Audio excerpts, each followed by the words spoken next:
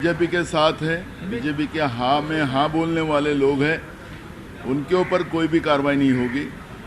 जैसे आपने देखा होगा कि मनीष सिसोदिया के बारे में उनको कहा गया कि तुम बीजेपी में आ जाओ, तुम्हें सीएम बनाते और ईडी और सीबीआई की सभी कार्रवाई हम बंद करते हैं। इस तरह का तानाशाह जो प्रवृत्ति इस देश की लोकशाही में हम लोग डेमोक्रेसी में देख रहे हैं, अंग्रेज से भी बदतर देश में इस तरह का जो डेमोक्रेसी में केंद्र की सत्ता काम कर रही है, इसका पूरे देश में देश की जनता विरोध कर रही है। महंगाई, बेरोजगारी और किसानों के इशू में तो लोग पहले ही परेशान हैं और इस तरह का दबाव तंत्र लोकशाही में कभी नहीं चलता और इसलिए लोग इंतज़ार कर रहे हैं कि चुनाव कब लगे और इनके बीजेपी को उनके घर कब भेजें। इस तरह का वातावरण पूरे देश में बन चुका है। फ्लोर टेस्टिंग से पहले इस तरह की कार्रवाई बिहार में वो निषेधार्थ है। जो लोग उनके विरोध में बोलेंगे उनके ऊपर कार्रवाई करेंगे।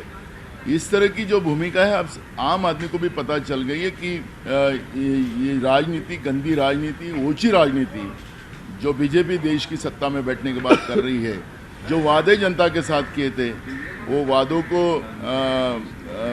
बाजू रखकर इस देश के गरीबों के लिए, इस देश के किसानों के लिए हमारी सरकार काम करेंगी, ऐसे वादे नरेंद्र मोदी जी ने देश की जनता के लिए किया और मुट्ठी भर लोगों के लिए, उनके उद्योगपति मित्रों के लिए ये देश में वो लोग काम कर रहे हैं और ये स्पष्ट हो चुका है। टी राजा जिस तरह से बयानबाजी करते हैं, इसके बाद उन्हें अरेस्ट किया जाता है, जमानत मिल जाती है, इस तरह के वक्तव्य कैसे नजर आते हैं?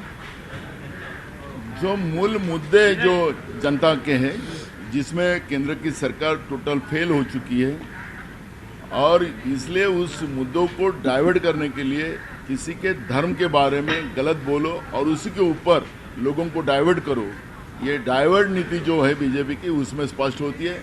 और ऐसे किसी के प्रॉफिट के बारे में, किसी के भगवान के बारे में गलत बोलने वालों ये Subscribe now and press the bell icon. Never miss an update.